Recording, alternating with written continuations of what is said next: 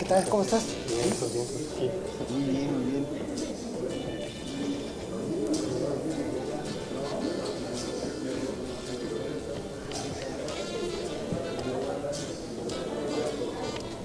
¿Cómo te ha ido? Bien, bien, bien. Empezar.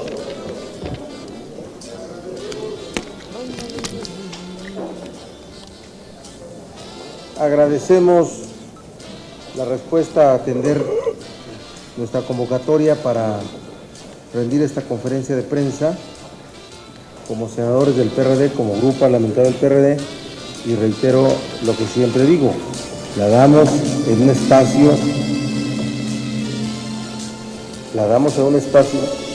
a ver, algo pasa ahí, es ultratumba. Es una conferencia desde más allá.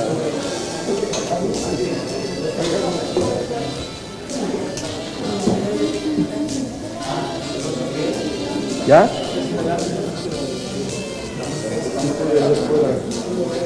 que poner la bocina de allá afuera. Bueno, ¿ya? No, está afuera. Esa es la bocina de afuera, hay que desconectarla. Ahí la desconecta, por favor. No sé por qué hay bocina allá afuera de lo nuestro.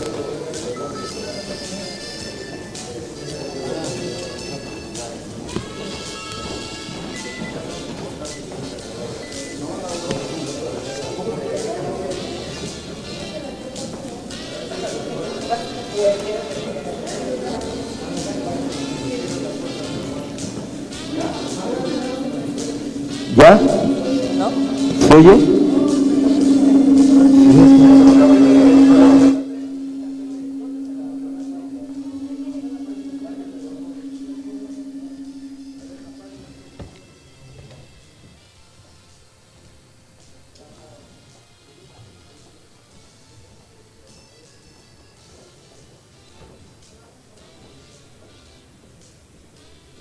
Sí, ya, ¿verdad? Ahora sí. Gracias. Agradecemos, senadores del PRD, su servidor como coordinador del grupo parlamentario, la respuesta que dan a acudir a esta convocatoria a dar conferencia de prensa.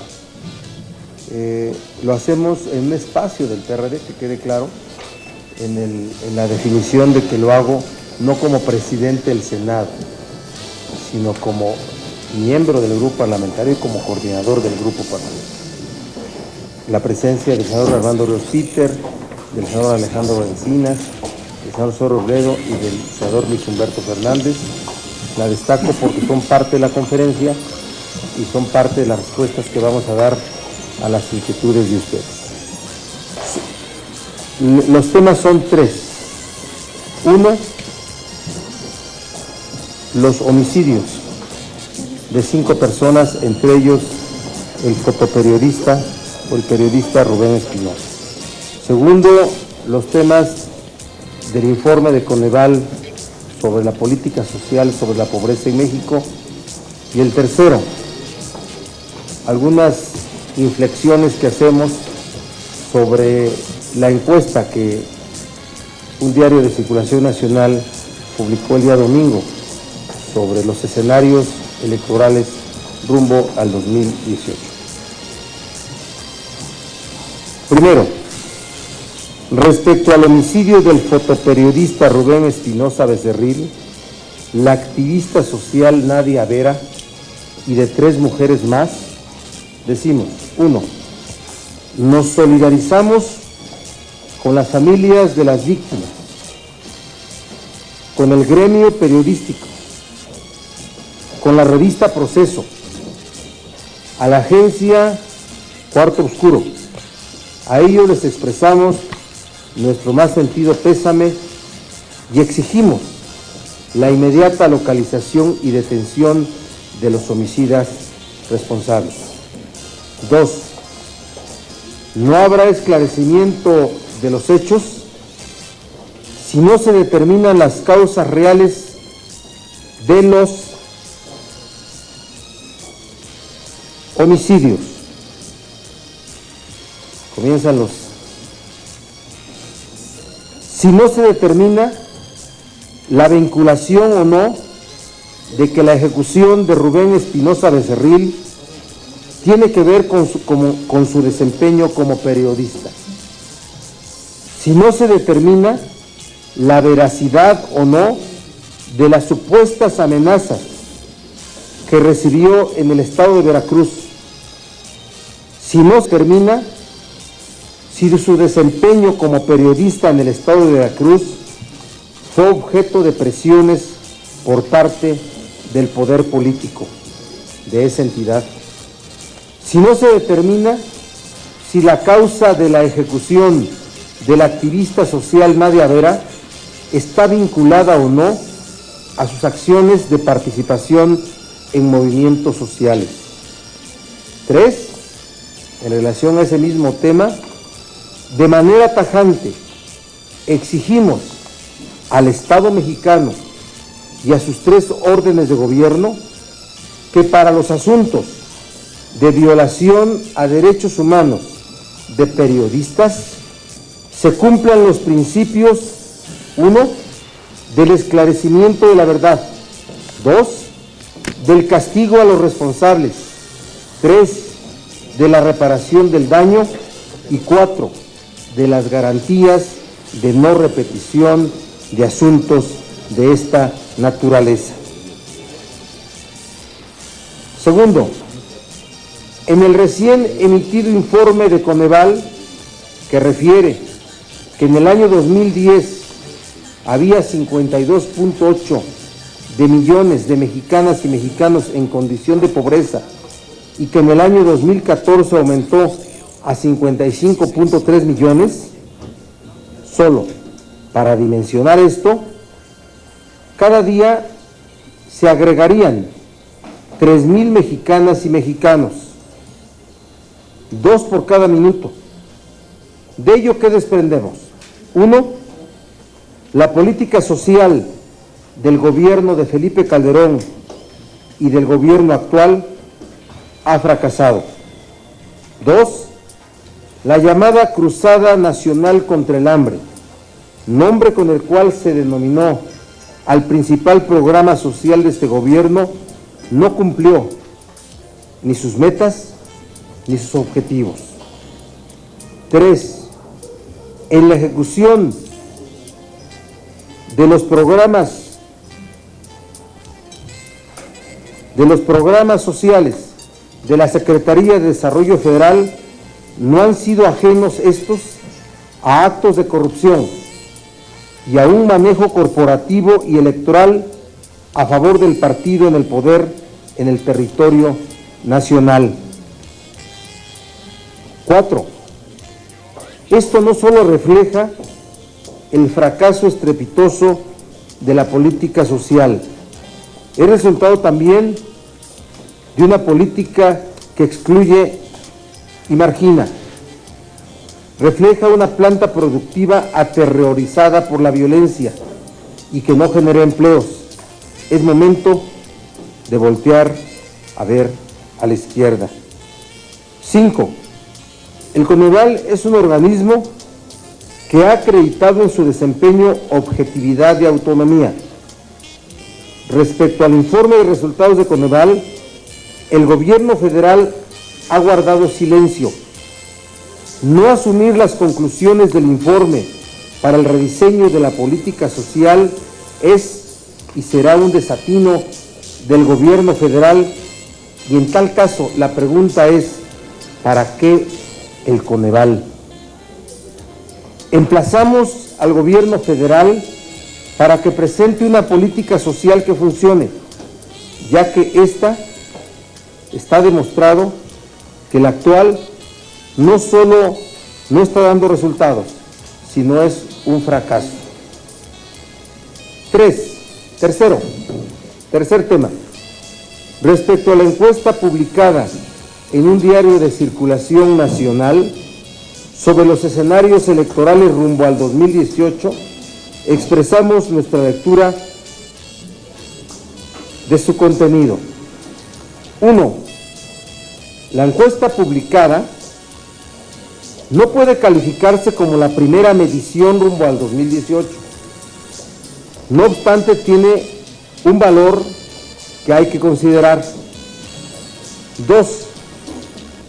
Saludamos que entre las 3 principales opciones electorales, 2 correspondan a la izquierda mexicana, la de Andrés Manuel López Obrador y la de Miguel Ángel Mancera. 3. De dicha encuesta se desprende que el PRI no cuenta con aspirantes competitivos. 4. Que la coalición PRI-Verde no es suficiente para alcanzar el triunfo electoral en el año 2018. 5. Que Margarita Zavala es la candidata más competitiva del PRI, del PAN. 6.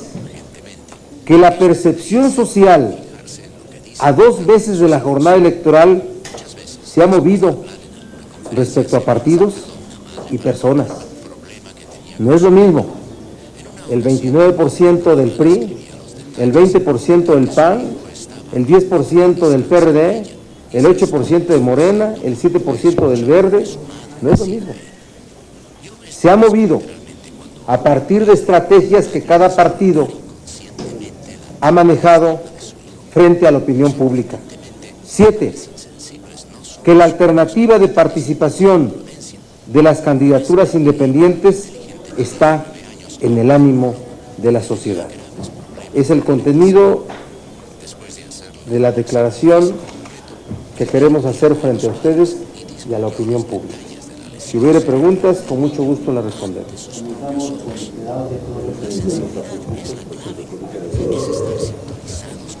Buenas tardes.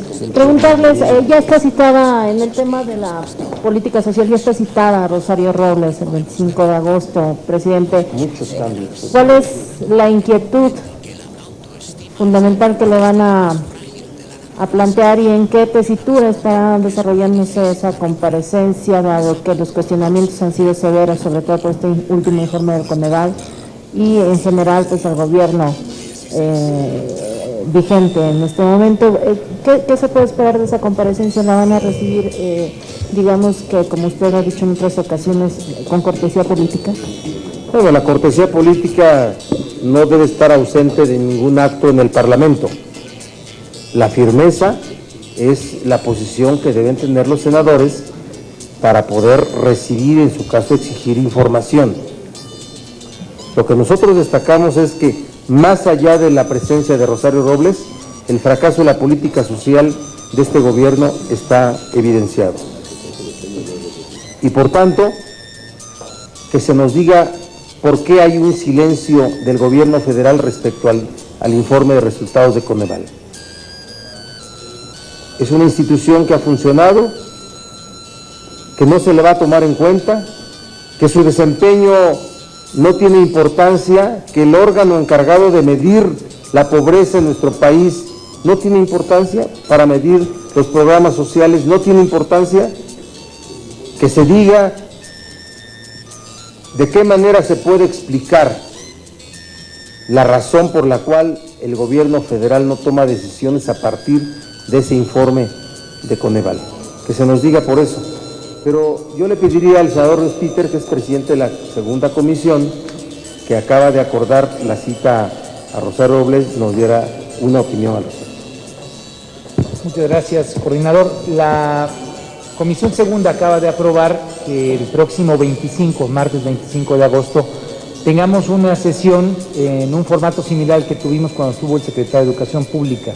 De tal manera que primero, a las 10 de la mañana, vendría Gonzalo Hernández, en representación del Coneval, para presentarnos tanto el documento del que ya hemos discutido aquí en la permanente, el que habla de estos nuevos 2 millones de pobres, pero habrá también de presentarse, seguramente el próximo 20 de agosto, o por lo menos así lo comentamos de manera informal, un informe adicional que de manera particular habla sobre la Cruzada Nacional contra el Hambre, de tal forma que ambos documentos serán parte de la exposición de él a las 10 de la mañana y a las 12 del día vendría la secretaria de Desarrollo Social. ¿Por qué es importante hacer esta consideración sobre el tema de la Cruzada Nacional contra el Hambre? Cuando la secretaria intentó salir a defender la estrategia que han seguido durante 3 años y que ha significado montos de alrededor de 114,000 millones de pesos por año, la grandiosa cifra que salió a defender fue de que en 3 años el principal programa de combate a la pobreza del gobierno de Enrique Peña Nieto había tenido la gloriosa cifra de haber sacado la pobreza a 86,000 personas.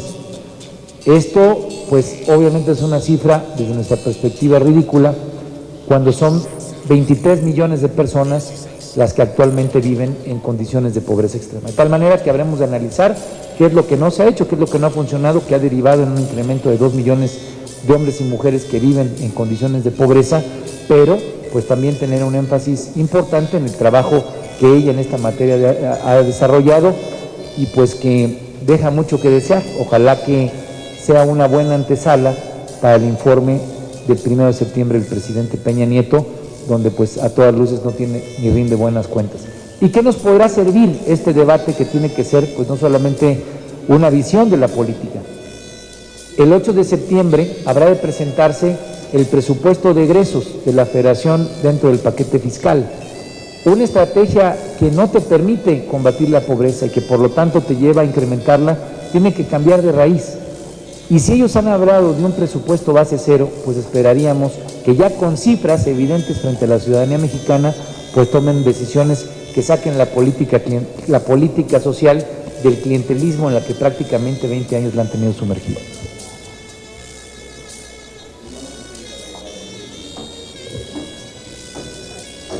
Senador, en torno a este tema de desarrollo social que ustedes señalan que ha fracasado la política de este gobierno, bueno, es contradictorio también los señalamientos que hace ayer el presidente Peña, que dice que otros países están peor. Esto no es una actitud de un gobierno cínico, que realmente no le importa y que ellos pues han trabajado, como decían, en programas electoreros. Lo hemos visto con estas denuncias en Veracruz, donde el senador Alejandro Encinas, bueno, pues argumentó, presentó pruebas de cómo se estaban operando los programas sociales. También el PAN presentó pruebas y bueno, vienen ya las elecciones federales, parece 2 años, falta mucho, pero pues este gobierno ya está preparando sus cambios, vemos nuevos presidentes en el PRI. Doy una opinión y después le pido a Alejandro Encinas abundes porque ha sido aludido. A ver, a lo que se refirió ayer el titular del Ejecutivo es al estado de la economía. Es un asunto de autocomplacencia, de que por una declaración la gente sienta que estamos mejor que en otros países.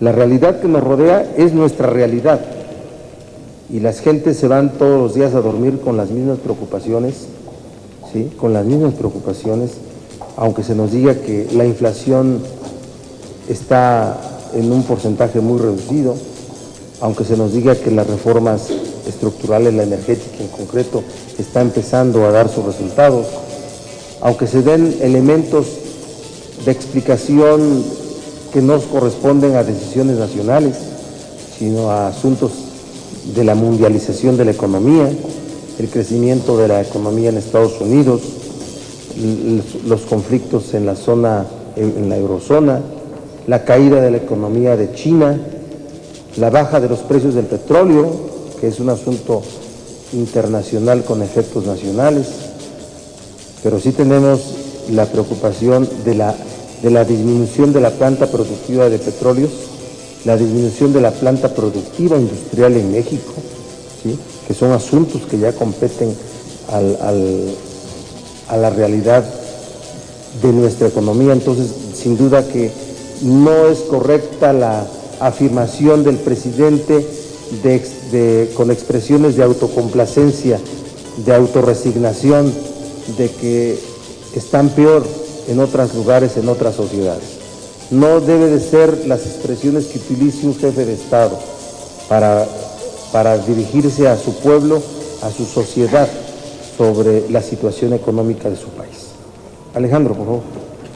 Sí, como lo señalamos desde el mismo día en que se presentó este famoso programa llamado Cruzada Nacional contra el Hambre, señalamos que iba a ser un fracaso rotundo, porque no se trataba del rediseño de una estrategia del Estado mexicano para enfrentar el problema del hambre, sino de la sumatoria de diversos programas sociales a un fondo común que iba a tener, sin lugar a dudas, un manejo corporativo. Y la verdad es que se llegó a extremos absurdos. La Cruzada Nacional contra el Hambre integró 70 programas de 14 dependencias del gobierno federal, entre las cuales, por ejemplo, la Secretaría de Hacienda sumó el programa de bancarización de la población de bajos recursos, lo cual es absurdo, pues no le interesa a ninguna de esas comunidades tener un cajero automático si no tienen ni lo mínimo para alimentarse. O se sumó por parte de Sedagro el programa de mantenimiento y desarrollo de la infraestructura de riego, cuando toda la población en condición de pobreza extrema vive no solamente en comunidades dispersas, sino en zonas de temporal.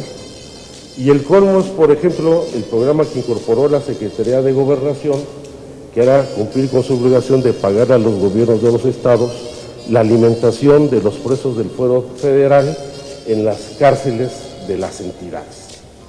La verdad es que resultó grotesco. Y terminó, como lo dijimos, en una cruzada por los votos, en donde si analizamos los primeros 400 municipios que se incorporaron, no se incorporaron al programa en función de sus condiciones de marginación o pobreza, sino en función del peso electoral que tienen en cada estado. Y bueno, los primeros ensayos son en Acapulco y en otro municipio de Guerrero de los Libres, Ayutla de los Libres en Guerrero, en donde se pretendió hacer un manejo político desde un principio en estos dos municipios. El mejor ejemplo de la corrupción y la corporativización de estos programas se da en el estado de Veracruz, donde no solamente hicimos la denuncia de cómo se falsificaron los programas de beneficiarios, se inventaban beneficiarios, se retiraban justamente de los cajeros automáticos los recursos para el programa de empleo temporal y se utilizaban para fortalecer la estructura electoral del PRI. Y eso se volvió a acreditar durante la jornada electoral, y si ustedes revisan las denuncias que existen en la Fiscalía Especial de Delitos Electorales, la mayor parte de estas denuncias se concentran en el desvío de estos programas. Yo creo que este es donde, bueno, y además en Veracruz, me señala aquí Armando, es donde más creció el número de habitantes en condición de pobreza, donde de los 2 millones de ciudadanos que se suban a la pobreza en nuestro país, 500,000 viven en el estado.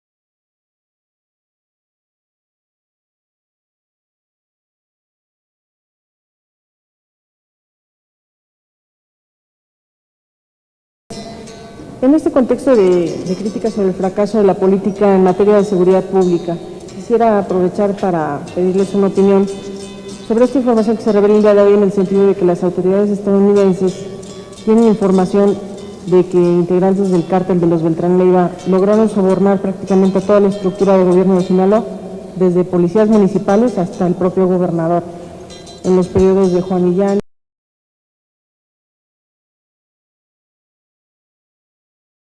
Ahora que están en un proceso de sucesión, los partidos como el PAN y el PRI, que van a renovar sus dirigencias nacionales, este grupo parlamentario había hecho un llamado al PRD para transformarse después del fracaso que vivieron en la elección pasada, pero hasta el momento no se ha tomado ninguna medida. Preguntarles si ahora que dos de los partidos más grandes van a renovar sus dirigencias nacionales, también es necesario que el PRD renueve su dirigencia, y de ser así,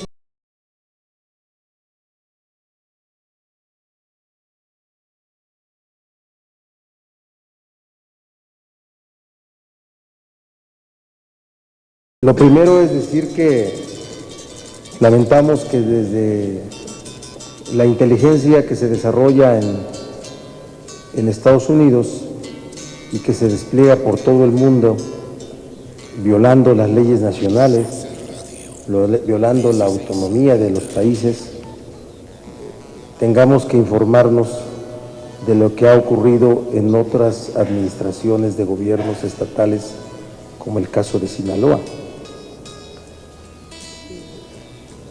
En México nunca terminan de resolverse las cosas, nunca terminan de aclararse las cosas. La suposición de gobiernos vinculados al narcotráfico de muchos estados de la República han estado presentes. Bueno, no se da el caso inclusive que hay exgobernadores que tienen órdenes de aprehensión, ¿verdad? Y que están en territorio nacional protegidos por el poder político, que son intocables por la protección que les da el poder político, ya no fueron, sino por el poder político. Se da en México que políticos vigentes mexicanos tienen investigaciones y tienen hasta órdenes de captura en Estados Unidos, y simple y sencillamente México se ha convertido en el país en donde nunca se esclarecen las cosas. Hablo en nombre de mis compañeros, no dudo en decir que no nos sorprende este tipo de información, pero tenemos que caracterizarla, que es la de un gobierno que se entromete en las realidades de todo el mundo. Y puedo decir que qué bueno que lo haga, pero hay que calificar también como un asunto inadmisible, ¿sí?, de injerencia política, de vigilancia política judicial. No se ha dicho que la detención de Joaquín Guzmán Loera, la detención hace un poco más de un año, tuvo que ver con actos de información de inteligencia del gobierno americano, que solo así se pudo. Vamos a ver qué sabía el gobierno americano en poco tiempo sobre la preparación de la fuga y la fuga. ¿Verdad que sí? Muy probablemente lo vamos a conocer, y entonces nuevamente la pregunta, ¿y cuál es la realidad mexicana respecto a esta crisis? Para nosotros el deterioro de las instituciones involucradas en la seguridad pública está evidente. La cadena de mando en el sistema penitenciario, en el sistema policial y en el sistema de México está evidenciada. Así es que no nos extraña que pueda ser verdad esto que se está divulgando de los vínculos de dos exgobernadores de Sinaloa. Y después de eso que no se agote como ha ocurrido en todos los casos, no en algunos, en todos los casos, de que no pasa nada, de que el silencio de los culpables o el silencio de los inocentes está presente siempre en nuestra realidad, lo que nos rodea. Eso es lo que te podemos responder, no sé si se asuma como tal esto. Después, ¿perdón? Anthony Güen ya se fue, anteriormente ya se fue. Después, a ver, sin duda que los partidos políticos están asumiendo sus estrategias rumbo al 2018. El PAN la ha asumido con su relevo, con las características que hoy tiene su partido. Eso no nos toca a nosotros caracterizarlo, es un asunto de panistas, respetamos mucho, pero tiene una connotación, una caracterización el proceso de relevo del Partido Acción Nacional. El PRI está iniciando en sus formas, en sus protocolos, ese relevo para ajustar su estrategia rumbo al 2018. Y el PRD lo debe de hacer. En el PRD no se ha hablado de relevo, hemos hablado de transformación. Y yo ratifico que yo veo a Carlos Navarrete como quien puede encabezar la transformación del partido. Hay Consejo Nacional este fin de semana y sé que ha empezado a circular un documento donde hay una serie de propuestas para la transformación del PRD. Yo no lo conozco aún, lo conoceré y tendré una opinión sobre ese documento, pero la ruta es la transformación del partido más que el relevo de la dirección. Si dentro de la transformación está contenido el relevo, será parte, pero si la transformación no tiene como un asunto condicionante el relevo, tiene que ver con todos, no con la dirección. Podrá haber una nueva dirección, ¿sí? Podrá haber una nueva dirección, pero si no hay transformación, esa nueva dirección no podrá hacer muchas cosas, porque el modelo partidario es un modelo que está dado en estatutos, que está dado en reglamentos, que tiene una visión clientelar del control del partido a través de las corrientes, ¿sí? Y que eso es lo que tiene que modificarse. Tiene que haber un nuevo programa, ¿sí? Una nueva propuesta programática, una línea política muy clara de cómo alcanzar ese programa y un nuevo modelo partidario totalmente abierto, totalmente ciudadano. Totalmente ciudadano. Eso es lo que yo creo como debe ser una transformación del PRD. Que la gente pueda voltear al PRD y verlo como una alternativa política distinta a las que hay. Que podamos provocar otra vez el interés de la sociedad para vernos quienes podemos encabezar este movimiento nacional para poder tener una recuperación en todos los sentidos de la vida nacional. Ese para mí es el proceso. Por eso yo no te puedo hablar de cuándo la salida de Navarrete. Para mí lo fundamental es la transformación del PRD, porque sin transformación, aunque haya relevo de dirección, no sirve de nada. No sirve de nada. Le voy a robar porque yo no soy robaideas, pero cuando las dicen, las digo y digo hasta su autor. Me acaba de decir Suero Robledo una frase que me ha gustado mucho. Me gustaría ver un PRD en donde pudiera volver a estar el ingeniero Cárdenas, Porfirio Muñoz Ledo, Alejandro Encinas y muchos otros. Yo sí estaría con ese PRD transformado que pudiera incorporar a gente como Alejandro, con gente como el ingeniero, gente como Porfirio. Casi lo hago llorar, No, espero que sí. Yo espero que sea. Navarrete tiene la capacidad y ustedes lo conocen. Tiene fuerza, fue producto de un proceso interno muy amplio, que tuvo resultados a favor muy abundantes. Ya he hablado de ese proceso yo, pero ahorita no voy a ponerme a desgarrar las cosas. Entonces él puede encabezar la transformación, él a la cabeza puede ser el que encabece esa transformación, pero que tenga objetivos específicos, que los he dicho, y que sea un partido en donde pudiéramos, es muy complicado eso, pero lo digo como un asunto de propósitos de aspiración, el partido en el cual pudieran estar los que se fueron, que pudieran querer estar los que se fueron. Esa idea es Suero Robledo, ¿sí? La digo para que no me reclamen. Yo soy promotor de ellos, no los. Entonces, eso es lo que yo te puedo decir, Claudia, eso te puedo decir, y yo espero que este Consejo Nacional sea un consejo muy productivo, muy exitoso, donde se hable de una verdadera transformación. Pero si se queda todo un diseño de los mismos temas que han sido producto del debate interno, que no han salido, y se queda el mismo modelo partidario, no hay transformación. Te lo digo con mucha claridad. Pero yo sí confío en que Navarrete puede encabezar esa transformación partidaria. Buenas tardes, senadores.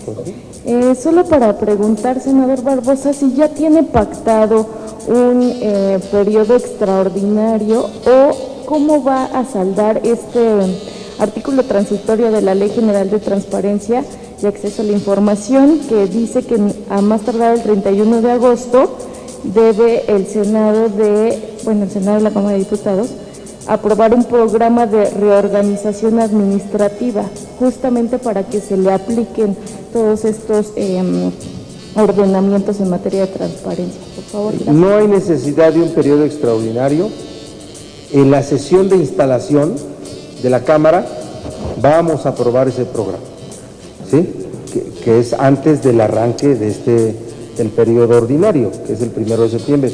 Vamos a aprobar en esa sesión de instalación, ese es un acuerdo ya de mesa directiva que tomamos hoy, para no convocar un extraordinario y crear todo un escenario político que luego es complicado, ¿sí? Y no generar otro tipo de cosas. Así es que ese programa está terminado, se va a circular en grupos parlamentarios para su opinión, porque involucra un acuerdo de todas las fuerzas políticas, y está muy claro. Lean el artículo 13, y se aprobará un programa de organización o reorganización que debe contener al menos todo lo que debe contener ese programa. Inmediatamente. No es una forma de evitar la implementación, es inmediata para los temas inmediatos, ¿sí? Pero no es un asunto de que hasta dentro de 2 años o hasta que termine esta legislatura, ¿de acuerdo? Que quede claro que nunca se hizo se diseñó este transitorio para no cumplir con la ley, ¿de acuerdo? ¿Qué otra cosita, señor Antonio? ¿Dónde quedó?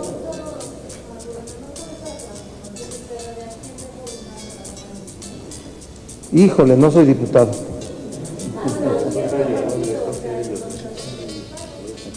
Nada, yo solamente tendré opinión respecto de quien sea electo. Antes de ser electo, si doy una opinión, va a parecer un asunto de querer influir. Déjenme que me defienda yo y no quiero influir a otro lado. Es asunto de ellos, pero... ¿sí? ¿Qué onda? ¿Ya? Serían todas las preguntas. Gracias. Recordarles que a continuación está... Perdón, señor.